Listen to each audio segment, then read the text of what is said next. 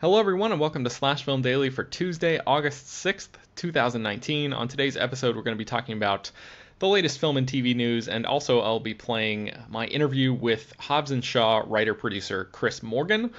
Joining me on today's podcast is Slash Film managing editor Jacob Hall, Hello.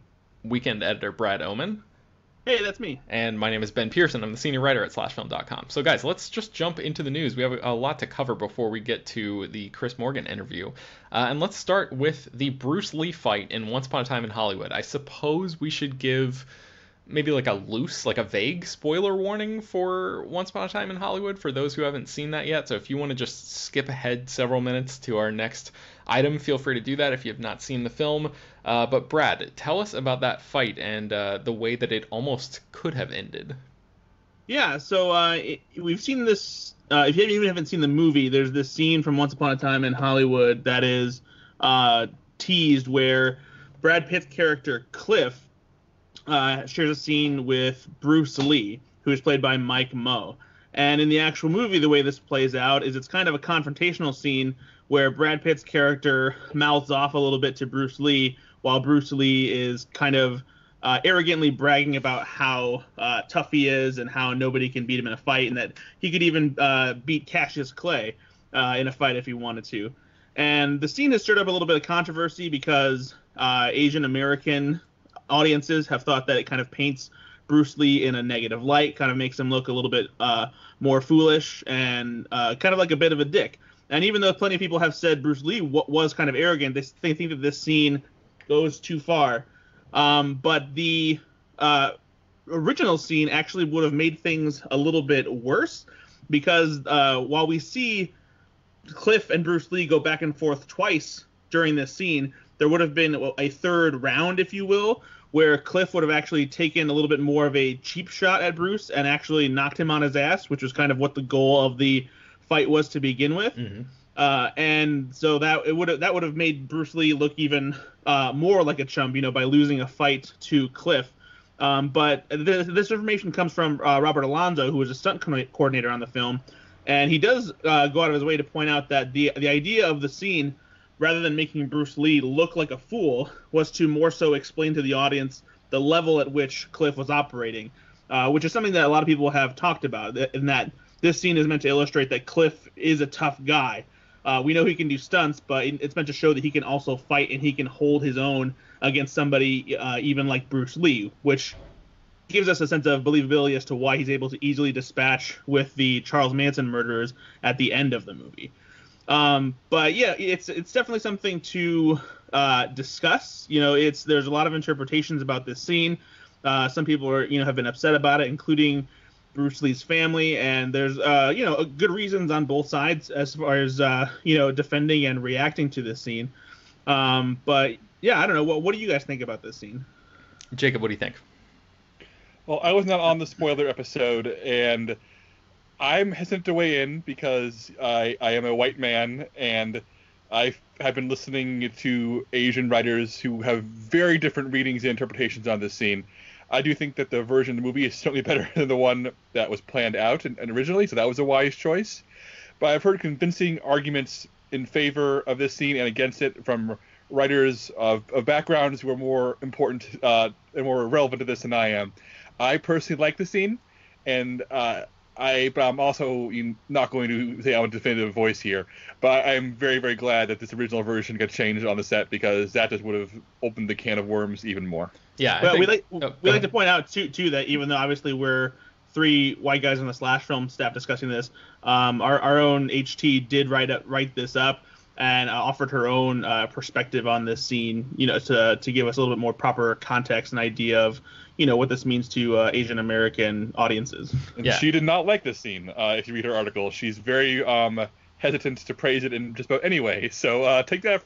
I think you should go read her article if you want to hear a more nuanced perspective from someone who actually has skin in this game. Yeah, for sure. And I'll link that in the show notes. Speaking of Once Upon a Time in Hollywood, I wanted to read a few emails that we got in feedback or as feedback to our spoiler conversation. I guess a couple of these involve some more details from the movie, so I suppose I should throw like a full spoiler warning on this. So again, just fast forward just a couple minutes if you don't want to hear what's going on. But Kevin H says, could Tarantino be making a connection about his relationship with Harvey Weinstein with the character of Cliff, saying that everything I saw said he was a good person, so why would I think he intentionally killed his wife, or in the case of Weinstein, was a horrible sexual predator?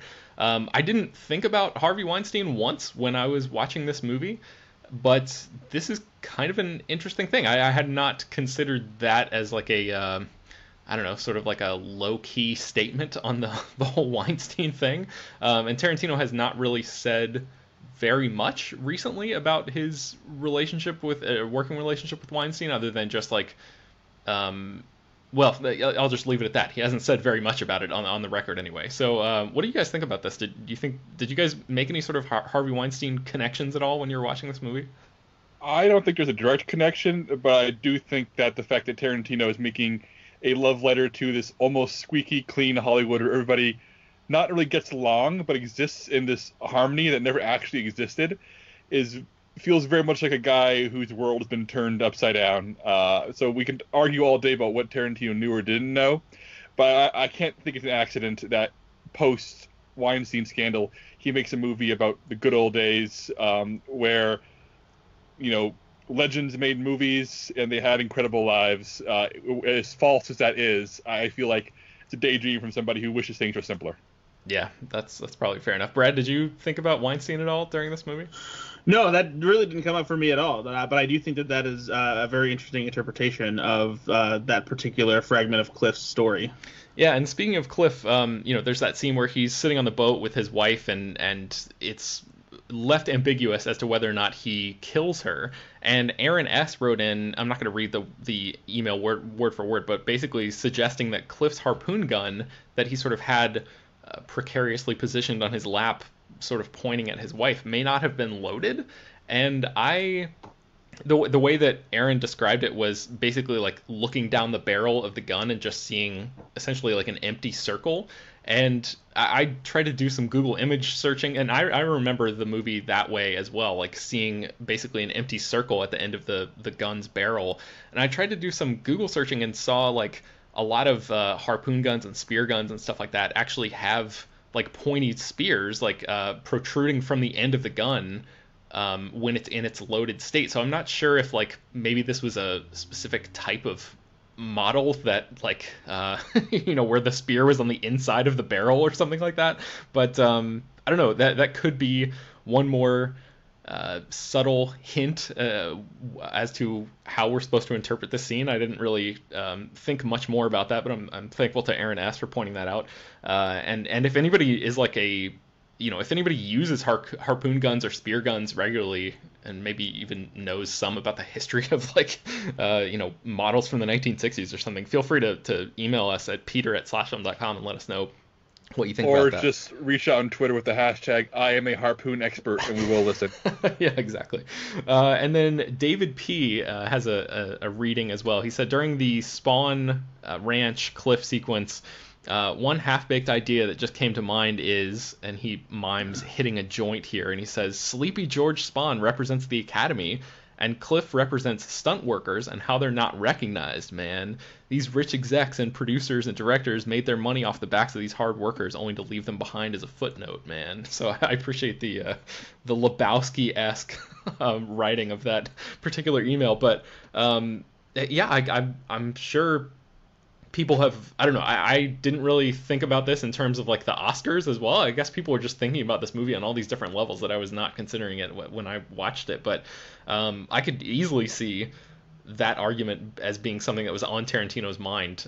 It's clear he has like a reverence for stunt workers and especially with the character of Cliff. Like, even as complicated and ambiguous as his backstory is, it's clear that Tarantino respects the work that goes into his profession. So I thought that was interesting too. And then one more, Sonic W says, I have a different take on the movie's ending. I believe Tarantino is taking a jab at all those critics who say his movies are too violent. if you remember in the car before setting out for the murder, there was a diatribe by one of the girls about TV violence and how it has affected its viewers. Bounty Law was one of those shows, and it is that's who the three should go after, talking about Rick Dalton, DiCaprio's character there. In the end, it was violence that saves the day. Tarantino purposefully waited until the ending to unleash his violence, save the day, and give his critics a take that moment. What do you guys make of that? The idea that Tarantino was like basically saving the violence for the end as a way to use it as like a saving grace for the movie in a way, as like his main tool to establish that or execute and pull off this sort of cathartic ending that he was building toward. Do you think that there's anything to the idea that he was doing this as like a statement on violence at large? I don't. It's not the way I read it, but I do think that Tarantino framing the violence as being incredibly brutal, but framing it in a way that it's cheerworthy, turning the level of violence against these murderers, that we would have seen applied in the opposite direction, and making it into like the stamp and applaud moment, is very cheeky, because we were all prepared for a brutal conclusion, but we were prepared for something horrifying, so we get something that was, for lack of a better word, exciting. So it's certainly no accident, and certainly a cheeky choice to have it all come at the very end like that after a movie that's relatively violence-free up to that point. But I'm not sure if it's meant to be a jab at the critics. But you know what? This movie has enough going on that I'm willing to entertain this as something to be discussed. Yeah. If anything, I would say maybe that that scene in the car is more so about thinking about how ludicrous the idea is that simply seeing violence in movies and TV shows is what drives people like the Manson family to do stuff like this. Because if I remember correctly, that scene is just her coming up with like some kind of faux explanation as to why they're doing what they're doing, or like something that like the media would frame as for like giving a motive to these crimes, when really they're just doing it because they're just a bunch of crazy assholes. Yeah. All right, so let's move. So that'll do it for our spoiler stuff. So if you're trying to fast forward and find a point, if you're flailing through and your fast forward button, this is where you can safely jump back into the podcast episode. So let's talk about The Eternals, which is Marvel Studios' upcoming superhero movie. A casting notice or casting report came out yesterday talking about Gemma Chan, who appeared in the movie Captain Marvel earlier this year, that she is being eyed for a role in The Eternals. We also know that Barry Keoghan, who recently appeared on HBO's Chernobyl and has appeared in movies like Dunkirk and American Animals, he is definitely on board, according to The Hollywood Reporter. But Variety says that Gemma Chan, who played Minerva, one of the Kree snipers in Captain Marvel earlier this year, is also in talks for a role in this movie. And the interesting thing here is that they say that more than one source has told them that her part will be a totally different role from Minerva. And if that's true, that would be one of the very rare times that Marvel Studios would cast the same actress or actor to play multiple roles, basically, across the Marvel Cinematic Universe. And we list all of the other instances where that's happened in this article. None of them are really as direct as this would be. A lot of them are sort of like voice work or performance capture, or they involve the TV side of things as well. And up until this point, the Marvel Studios stuff has been largely separate from the TV stuff. So I wanted to sort of throw this out there to you guys. Like, do you think that this is I feel like Variety wouldn't put it in there if they had, if it was just nonsense. So the idea that multiple people are suggesting this to them, do you think that this is going to be sort of Marvel breaking new ground in a way? Brad, you cover the superhero stuff. What do you think about this? Yeah, I don't know. I think it's maybe more likely that some wires got crossed or something like that, because it would seem rather strange to cast somebody like that in that Captain Marvel role, only to have her play a different character in another cosmic Marvel movie. But then again, it's not as if the character of Minerva was particularly memorable or important to the proceedings. She was more so just kind of a background character on Jude Law's team. Mm-hmm. So And plus, she's also hidden under a lot of, blue makeup and whatnot. So maybe it's not too hard to have her be in a new role and people not realize that it's her unless they actually know who Gemma Chan is. So I don't know. It could go either way, but I feel like it would make more sense for her to play the same character from Captain Marvel. Yeah. Well, this movie has a fantastic cast, even if Gemma Chan ends up not being in it, and she'll only add to the greatness of it if that deal does actually go through. So we'll keep you posted on that, and you can read more about all of that at the article in the show notes. Let's move on to an Event Horizon TV show. Brad, who is supposed to be bringing this show to us? Yeah, so Amazon and Paramount are developing a TV series adaptation of the horror sci-fi movie Event Horizon. The original movie was directed by Paul W.S. Anderson, but this TV series will be in the hands of Adam Wingard, who most recently directed Godzilla vs. Kong, but is probably better known at this point for being at the helm of thrillers and horror movies like The Guest, You're Next, and the reboot/sequel Blair Witch. He'll be executive producing and directing the series, and it's not clear if this was something that will be something that picks up maybe after the events of the first movie and kind of continue that story, or if it will just retell that story and expand upon the idea of it.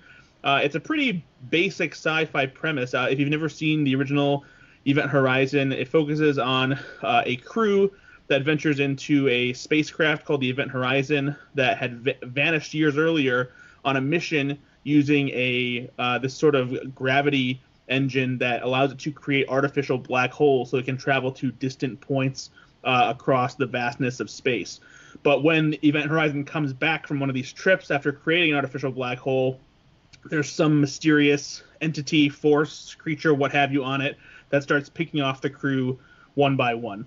It's a pretty basic premise. It's, in a way, it's kind of like an Alien ripoff. There's a little bit more, I guess, gruesome deaths and some things that are a little bit more devilish in nature, almost like some kind of, sci-fi satanistic situation. But there are several ways that this movie could still be expanded, because if we're talking about something like going through black holes, and we don't know where this entity comes from, so maybe there's another dimension out there, and the crew could easily be exploring it, and that kind of thing. So there are some paths that this could go on in order to expand this premise into an entire series, but we're not necessarily sure how they're approaching that premise just yet. Jacob, I feel like this Event Horizon, a show or a movie directed by Paul W.S. Anderson, and Adam Wingard turning this into a TV series is sort of like, this is all seems very much in your wheelhouse. What do you think about this? Oh, this is my wheelhouse. Event Horizon rules, and I think Brad's underselling this movie a lot, because this is the one Paul W.S. Anderson movie that I recommend wholeheartedly without reservations. And I say this as somebody who likes a number of his often terrible movies, because Brad buried the lead. This is a movie about a spaceship that uses a black hole to literally go to hell. It goes to hell and comes back possessed by hell. And I love the collision of religious horror and sci-fi. And the movie saves this, for the back half. You don't know at first that there's religious horror lurking in space. That's why I didn't say it. And you know what? I'm saying it right here because that's the hook. That's why people. It's not an Alien ripoff. It's Hellraiser in space, and in a good way. And I'm saying it because if you have not seen Event Horizon yet, because you did not know that, and now you know that, and now you want to see it, guaranteed. And you know what? Bring on a TV show, because the movie opens up a can of worms that I want to see dug through until we have blood on our hands. I want to see The Exorcist in space. I want to see Hellraiser in space. I want to see all kinds of satanic craziness in spaceships. It's all I want. Don't get me wrong. I like Event Horizon. I like Sam Neill in it. But I think it's still a bit of an Alien ripoff. All right, so let's move on to our next story, and that is that the third Walking Dead show is going to be directed by Kong Skull Island director Jordan Vogt Roberts. We talked a little bit about this third Walking Dead show, I think, around the time of Comic-Con. Jacob, you attended a Walking Dead panel there. Why don't you give us just like the loose basics on what this third Walking Dead show is supposed to be about? Yeah, at Comic-Con, they gave out some loose story details, essentially that this is a show set in a community that has sprouted up in the aftermath of the zombie apocalypse. These are people who have grown up and have grown accustomed to life in the end of the world. It's not about people from our world and our time trying to survive. People who have grown to only know this world, and it follows a group of young people who are in a walled community, who know safety, who know security, who venture beyond the walls to seek their fortunes more or less. And that's pretty much all we know plot-wise, even though some people join the cast and you have a teaser trailer with only concept art out there. But as somebody who gave up on the Walking Dead TV shows a long time ago, this is a very unique take because it really does suggest that life goes on. Rather than the world ending, humans find a way to adapt, and the world just becomes what it is. Zombies become just another daily hazard as opposed to the thing that's ending your entire existence. And I like Jordan Vogt Roberts. I'm not sure if this is enough to get me on board to watch it, but I do think that if they're going to keep making Walking Dead shows, at least it's not another the world's ending and we're on the run type premise. It's completely different. Yeah, I agree. I mean, I think he's a good fit for this. I think he's got a really good mixture of like working in heightened genre type settings and also dealing with like actually compelling character drama stuff. And I'm not really sure about the writers of this. I know that Matt Negrete, who's worked on the original Walking Dead show, he's the writer producer on that, is going to be the showrunner here. Brad, Jacob was just talking about the original series and even Fear the Walking Dead. Not exactly much must-watch TV these days, but I know that you like this director a lot. Is the combination of Jordan Vogt Roberts and the different concept behind this show going to be enough to get you to tune in? I might give it a chance. I might, put it on my DVR and watch the first couple episodes and see if it hooks me. I respect Jordan enough to do that, and I like what he brings to the table as a filmmaker. But I do feel myself being very exhausted by The Walking Dead. The show has been on for 10 years now, and Fear the Walking Dead, is just they've done some different things, but it's still more of the same to me. And I feel like zombies now we can unless there's something completely new to bring to the table, we can maybe like take a break for a little bit and let them come back around at a different time. Yeah, fair enough. Well, you can read more about that show at the link in the show notes. And then our last news story involves a Fast and Furious actress who seems to be going head to head with Chris Morgan, who, like I said, you'll hear my interview with him momentarily. But before we get to that, I just thought this was going to be an interesting thing to bring up here. Michelle Rodriguez, who plays Letty in the Fast and Furious movies, has basically come out on Twitter and tried to dunk on Chris Morgan, for lack of a better word. Like she released sent out a tweet last night, saying, "I've been around since the beginning, way before Chris Morgan came along, and he has absolutely nothing to do with where this narrative is or where it's going, FYI." And the narrative that she's referring to is the Justice for Han narrative. And we've talked about that probably a lot on this podcast, but just very briefly by way of recap, Sung Kang's character Han was killed off in Fast and Furious Tokyo Drift, the same movie that he was introduced in, but that timeline for the franchise was altered so Han could appear in the next 3 movies before the storyline finally revealed at the end of Fast and Furious 6 that Jason Statham's character, Deckard Shaw, was the one who was responsible for Han's death. And Shaw basically got welcomed into the Fast and Furious family, quote unquote, with open arms, even though he murdered one of the main crew members. And fans have been sort of upset about that because loyalty is like a huge thing in the Fast and Furious world. So this whole Justice for Han movement sort of sprouted out of that, hoping that Shaw, Statham's character, will one day basically like face the consequences for his crime. So Michelle Rodriguez basically saying Chris Morgan, the guy who's written every single Fast and Furious movie since Tokyo Drift, has absolutely nothing to do with where this narrative is or where it's going, is an interesting statement. Jacob, I know you care a lot about this really dumb franchise, almost probably as much as I do. What do you make of Rodriguez's statement here? What I make of this is that I don't want to say she's wrong because I don't know what's going on this increasingly dramatic franchise where everybody has a bone to pick with somebody. But when you have a screenwriter who's written 3, 4, 5, 6, 7, 8, and Hobbs and Shaw, he has a lot of... Chris Morgan is the one who transformed Fast and Furious into what it is now, along with Justin Lin. So to say he has nothing to do with this, say he's not the architect of, this world as we know it, is patently incorrect. But I do think that maybe she's referring to the fact that Fast and Furious 9, which is filming now, and is not written by Morgan, the first in quite some time to not be written by him. Maybe she's referring to that movie by itself in a vacuum. But I do think it's a weirdly dismissive tweet for somebody who has added more to this series than she ever has. But I also don't want to like throw her down the stairs because I like Michelle Rodriguez just fine. But I also feel like this is a tweet from somebody who doesn't know how her own movies are being made. Brad, you were sort of sharing some thoughts about your interpretation of Rodriguez's comments with us in the Slack channel earlier. What do you think she might be getting at here?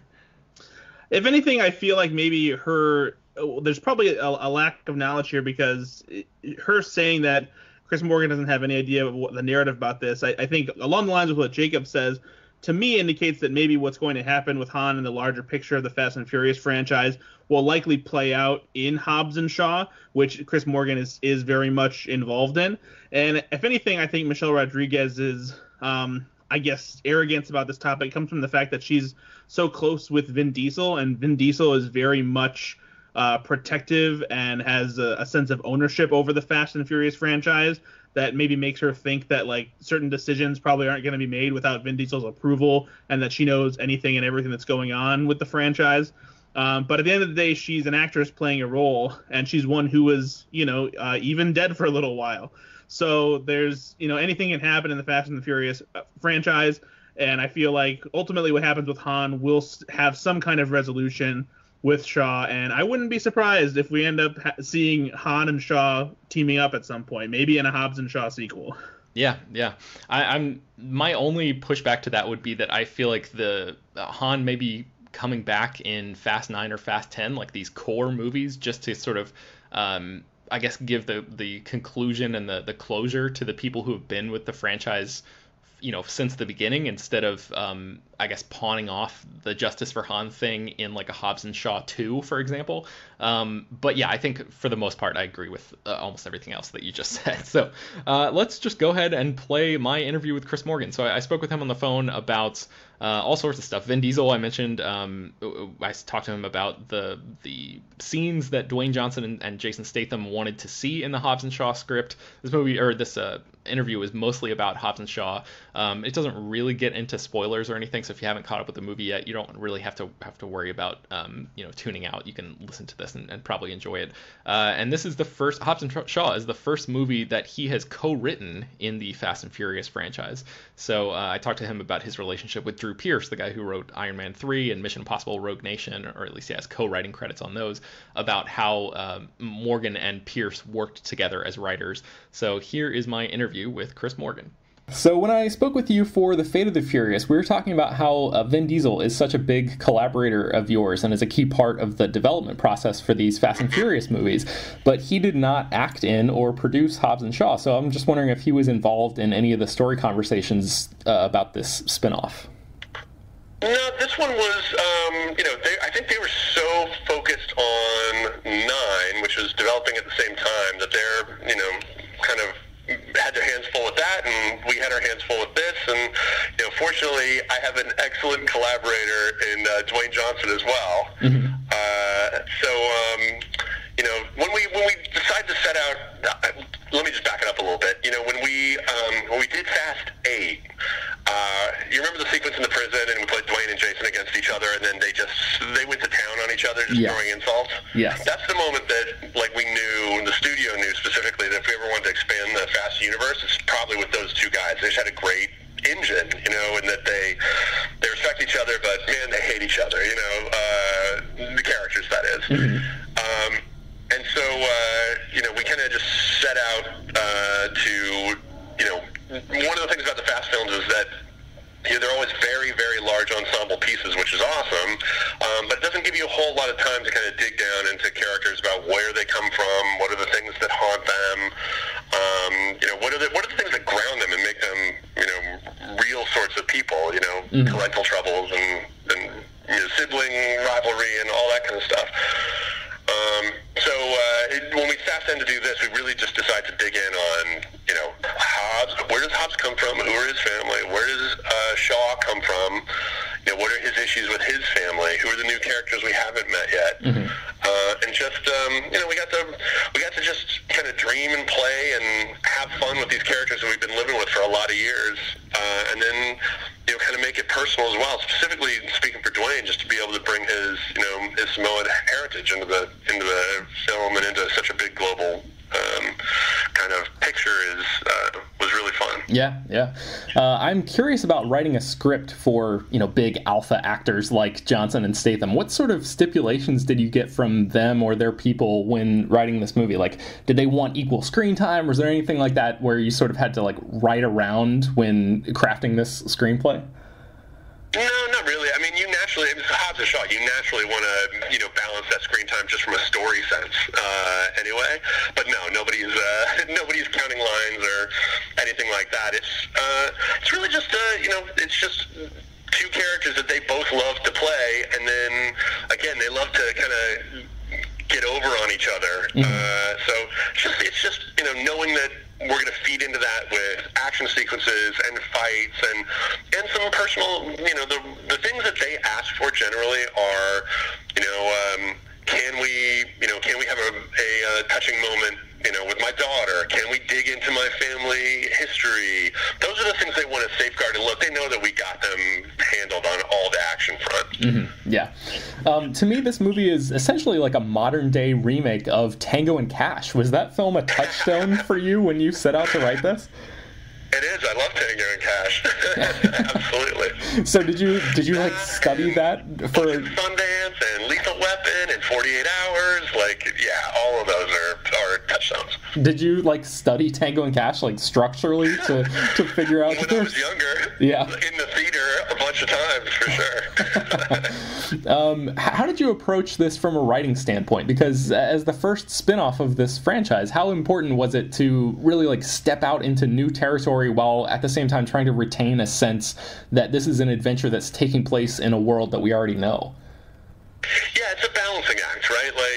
It's Fast and Furious presents Hobbs and Shaw, so you want to make sure that the people who love Fast and Furious understand that this does take place in the universe of Fast, in our timeline, that repercussions from, this adventure will kind of ring out down the road through Fast, and, so you want to, part of the reason the studio, really wanted me, kind of on and producing and writing and all that is to guarantee that fast feel, that fast tone, but then also to lend it its own flavor as well, so you recognize it's there's something slightly different and special in these spin-offs.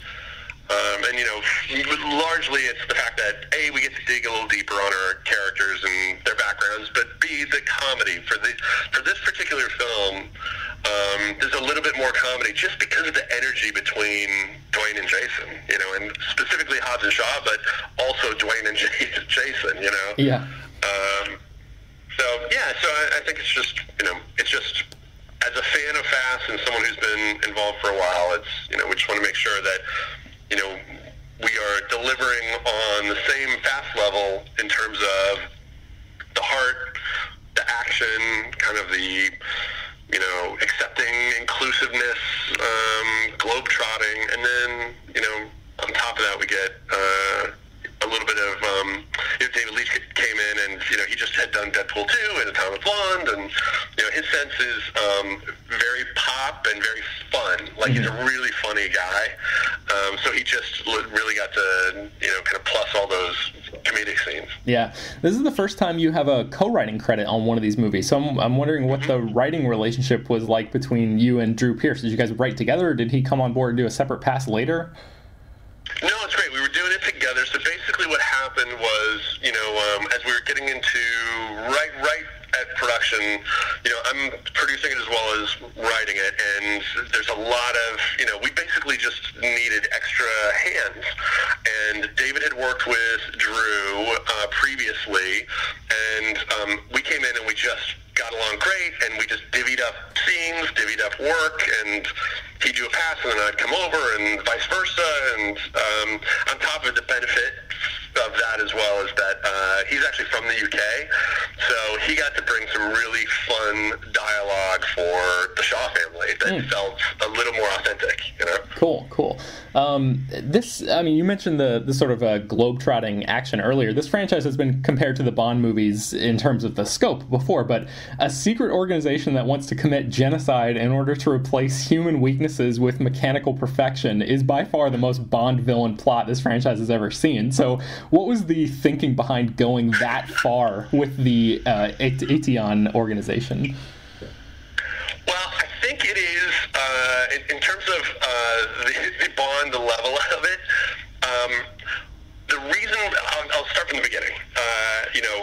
We have Hobbs and Shaw, who are like these alpha tough guys, and we've seen them clear a room of bad guys, and they're not daunted by anything. We needed something to actually stand in their way, be so formidable, to beat them down so badly that these two guys who definitely do not want to work together, and though they respect each other, they probably hate each other. The only way for them to possibly even try to solve the problem of the movie is to work together to beat Brixton, our Idris Elba in our film. And the reason for the kind of genre shift a little bit, and we've done it before also. We did it on Fast Five, kind of going into the heist genre. I was just doing a bunch of research on, super soldiers and DARPA and future military tech and what they're working on, where they think they're going to get. And we just decided to give some of those attributes to Brixton to make him incredibly formidable. And also, there's a little bit of a theme in there. It's like, kind of heart versus tech, kind of an old school sort of thing. And, it turns out that he works for an organization and they're up to sort of nefarious things. We don't even know for sure exactly all the stuff that they're up to in terms of the audience yet. But it just seemed like it was fun. It is a footstep into a slightly different genre, but not too far. And then it's 5 minutes in the future in terms of the actual tech that Brixton is wielding, like the autonomous bike that he has. Yeah, and speaking of old school, I have to ask you about the character of Han. He is not mentioned in this movie, but last time we spoke, you said that you'd been thinking a lot about that character. And if Han were to come back in a future Fast movie, would it have to be in flashback form, or would you entertain the idea that he somehow escaped that explosion in Tokyo? Okay, so there's a lot of questions in there. Let me start with there's a line in this movie from Shaw right before the ancient weapons battle in Samoa, where he's talking to Hattie and he says, there's things that I've done and there's things that I have to make amends for. That specifically, he is referring to Han there. Okay. In terms of Han, that's why I wrote it that way. In terms of Han, I think Han and Shaw is going to have one of the greatest arcs of the Fast franchise. It is something that is that we've been talking so long and so much about that we want to be able to devote enough time to it to make it really land. But his is an arc of redemption, of regrets, of and you should just know, in terms of justice for Han, nobody feels the need for that more than us, for sure. Especially Sung Kang as a friend and a character that we altered the entire timeline of the Fast universe to preserve for 3 additional movies. Believe me, we are the biggest fans, and want to make sure that he is his stuff is resolved really well. And in terms of, and then I'm just going to leave the other question in terms of flashback or bringing it back. Let's just see how the story lays out. And that is fair enough. I was wondering if Han's ghost haunted you as you were writing lines for Deckard Shaw, this guy who killed him and essentially got away with it. It does. Honestly, it does. Like, Han is one of my favorite characters. He started the Fast journey with me. In terms of the character, also Son, and he is, it's been, that character has been a constant for me in something. It's one of my very favorite characters, and, someone that I think about often. Nice. And how to, just exactly how we lay out, whatever we reveal in the future. future with him. At one point in this movie, Shaw points to a Mini Cooper, and he talks about a job over in Italy. Did Deckard Shaw change his name and operate as Handsome Rob from the Italia Job for a while? I'm just going to leave that there. I know, you know what it is? I just thought, who knows? But I will say, I remember we were, like, kitting out Deckard's lair, and we're, like, looking at the cars. There's a lot of McLarens, all British cars. And then we're just like, oh, my God, we have to put a Mini Cooper there. We have to. And they're like, really? I don't know. Should we? I'm like, yes, we must. So thank you for noticing that. Yeah. It's funny because I love that film, and I'm a big fan of it, but who knows what Deckard Shaw has been up to. I believe Fast 9 is the first Fast movie that you're not writing since Tokyo Drift. How do you feel about that? Well, I think, when we were looking to do the spin-off and 9, and they both started kind of developing at the same time, it was a big priority for the studio, because this is look, it's a big gamble, for the audience and for the studio, and, to see, how they'll respond to this spin-off. Can we deliver Fast-level entertainment, in the spin-off that's still in our Fast universe and our Fast world? So they just wanted to make sure that every single step of the way that, someone who was I don't even know what I'm saying. They wanted me there, just to guarantee that, everything feels like Fast, but has a slightly different flavor, so you understand it's a spin-off, but is the heart there? Is the importance of every character's moral code and the relationship they have to their family, whatever version family that may be for them? Does the action feel lateral thinking and big enough? Yeah. That kind of stuff. So it was really, as the producer and as the writer, it was really a full-time job. And I think the easiest part was just when I wrote the original script, and then got the ball going, and then once everything started coming together, and that's when we basically, right before shooting, we just wanted to guarantee everything, and we all hands on deck. That's actually when we brought in Drew to help out. Yeah. Are you gonna write Fast 10? We'll have to see. Okay, all right. But I would, for sure. Yeah, for sure. And then finally, I think I have time for maybe one more question. What is the latest on Crime of the Century? We're really looking forward to that one at Slash Film. Oh my God, you and me both. I've been talking to Dan. Things are in the works. I would just say, just be patient. Just be patient. And that's such an amazing project. Yeah, we know that it's a time travel heist film. Can you tell me what's being heisted? Like, what's the score that the protagonists are going after? You know what? I'm going to leave that to Dan since it's so personal for him. Okay. I don't want to reveal that for him. I'll give him the choice on that. Fair enough. All right. Well, thanks very much for your time, Chris. I appreciate it. Thanks, man. I totally appreciate it. All right. Take care. Talk to you soon. Bye. Bye. All right. Hopefully you guys enjoyed that. Before we go, I know I did, listening to it in real time right here. Certainly not edited in at all, because that's not how podcasts work. I especially like the part where you insert best part of the interview here. Thanks, guys. I like the part where you talk about the cars and the punching. All right. I think, that's about the safest statement you could have made there, Jacob. I appreciate it. All right. So before we wrap up, where can people find more of your work online? Jacob, let's start with you. I am running the ship at slashfilm.com every single day, and I'm on Twitter where I'm at Jacob S. Hall. Brad? I am rowing the ship known as the SS/film.com. And I also am on Twitter at Ethan_Anderton, and I have my own podcast that I co-host with my friend Ben called Go Flix Yourself, FLIX, available on iTunes and other podcasting platforms. And I am pushing the NOS button on slashfilm.com whenever I can get away with it. And you can find me writing there. You can find me on Twitter and Instagram at Ben Pears. And you can find more about all the stories that we mentioned on today's show at slashfilm.com and linked in the show notes of this episode. Slash Film Daily is published every weekday, bringing you the most exciting news from the world of movies and TV, as well as deeper dives into the great features you can find on the site.